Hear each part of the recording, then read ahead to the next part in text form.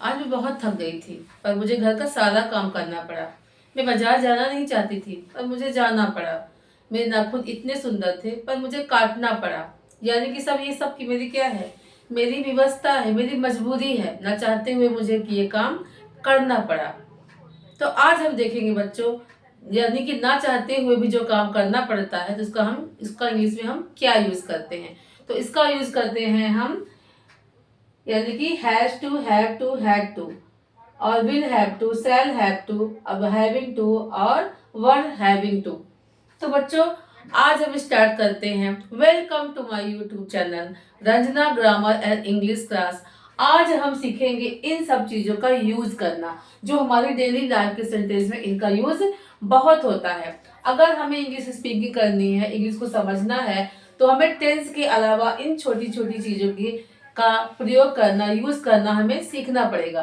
तो आज हम सीखेंगे, यानी कि मजबूरी में जो काम हमें करना पड़ता है उनका यूज हम इंग्लिश में कैसे करेंगे। तो चलिए देखते हैं, इसका फार्मूला देखते हैं।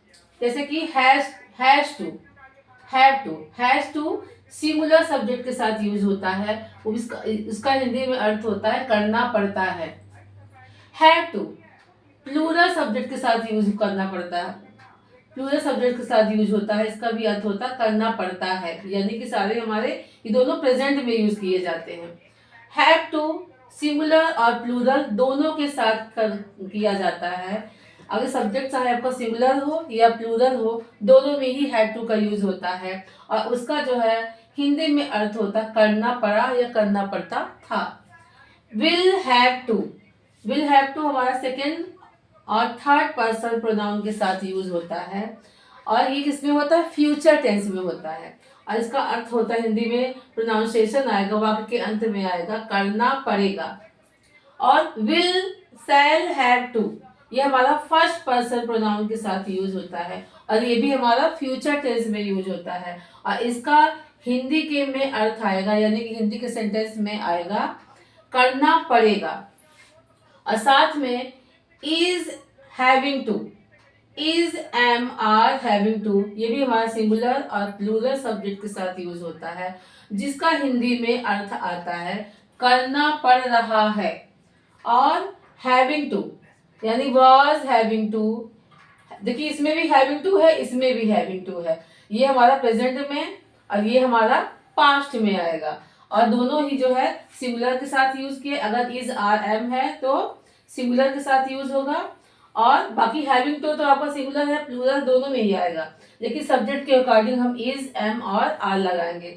उसी तरह जो है इसमें भी हैविंग टू हमारा सिंगुलर और प्लूरल दोनों के साथ यूज होगा, पर साथ में हमें वाज और वर, यानी सिंगुलर और प्लूरल के हिसाब से हमें वाज और वर लगाने पड़ेंगे। और साथ में इसका उच्चारण भी ऐसे प्रेजेंट में होगा तो is, am, are having to आएगा, तो इसका अर्थ होगा हिंदी में उच्चारण में आएगा, अंत में वाक्य के अंत में आएंगे करना पड़ रहा है। यही जो है वाज और वर आएगा, वाज वर हैविंग टू के साथ आएगा, उसी का जो हिंदी के उच्चारण के अंत में आएगा करना पड़ रहा था। तो आई होप ये जो है आपका क्लियर हो गया होगा। इसे आप नोट आउट कर लेंगे तो आपको चार्ट में आसान समझने में आसानी होगी।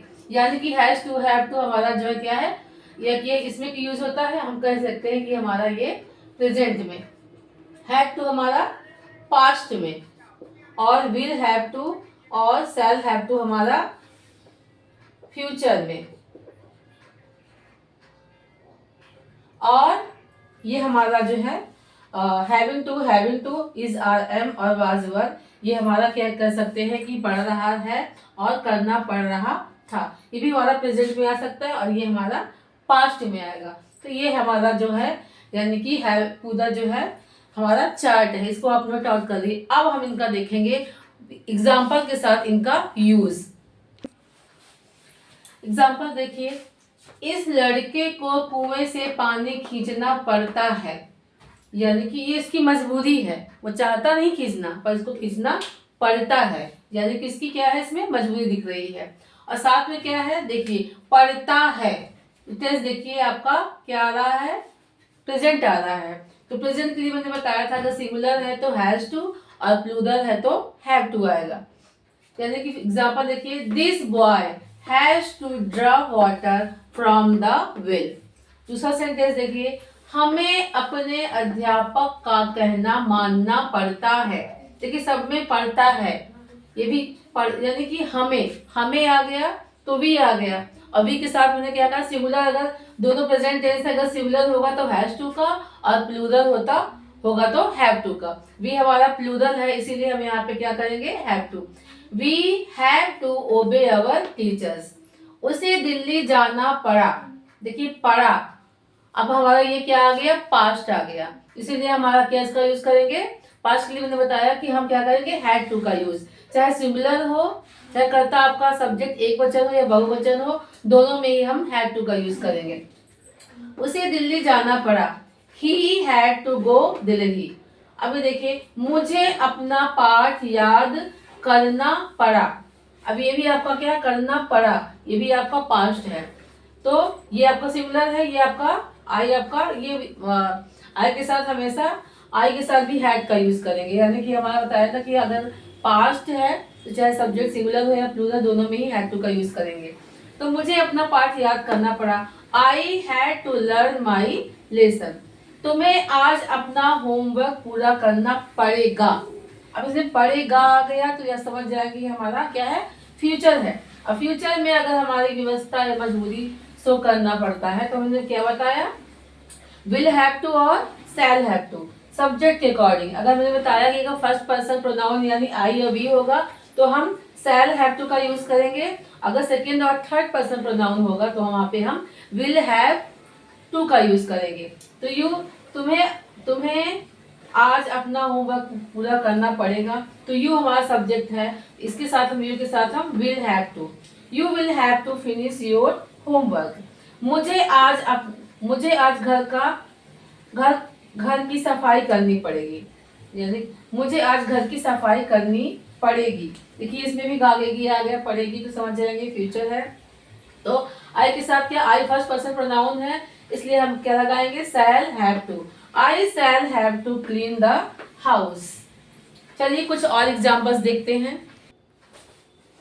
मुझे आज खाना बनाना पड़ रहा है, रही है, आ रहा है, तो हमारा प्रेजेंट टेंस है। साथ में मैंने बताया था जहां पर रहा रही आता है वहां पे हैविंग टू आता है, और हैविंग टू के साथ जो है हम इज एम आर सब्जेक्ट के अकॉर्डिंग यूज करते हैं। तो सेंटेंस हमारा देखिए, मुझे आज खाना बनाना पड़ रहा है, आई के साथ हम एम का यूज करेंगे। I am having to cook the food. उसे यह सवाल हल करना पड़ रहा है, इसमें भी रहा है रही है आ रहा है, तो हैविंग टू का यूज हो जाएगा। तो सब्जेक्ट हमारा सिमिलर है, इसीलिए हम यहाँ पे इज लगाएंगे। He is having to solve this sum. मुझे पढ़ाई करनी पड़ रही थी, अब थी आ रहा है, पढ़ रही थी, जहाँ पे पढ़ रही थी वहां पे हम क्या करेंगे, हैविंग टू के साथ हम वॉज और वर का यूज करते हैं। तो आई के साथ हम किसका यूज करेंगे, was. I was having to study. उन्हें दवाइयाँ खानी पड़ रही थी, इसमें भी पढ़ रही थी और आ रहा है, इसीलिए हम भी हैविंग टू के साथ हम वॉज वर का यूज करेंगे, क्योंकि हमारा सब्जेक्ट क्या है, प्लूरल है, दे है, इसके साथ हम वर का यूज करेंगे। They were having to take medicine. तो स्टूडेंट्स इसी के साथ ये हमारा चैप्टर खत्म हो रहा है। आई होप ये सेशन, आज का ये वीडियो आपको बहुत पसंद आया होगा और बहुत ही नॉलेजेबल लगा होगा। तो इसी तरह हमारे चैनल को आप लाइक और शेयर करते रहिए ताकि हमें मोटिवेशन मिलता रहे और हम आपके लिए इसी तरह जो है अच्छे अच्छे वीडियोस बनाते रहें, ताकि आपका नॉलेज जो है इनहेंस होता रहे। और इसी के साथ हम चलते हैं। अब हम आपसे विदा लेते हैं, मिलेंगे अगले नेक्स्ट पार्ट में, यानी कि अगली वीडियो में। Till then bye bye.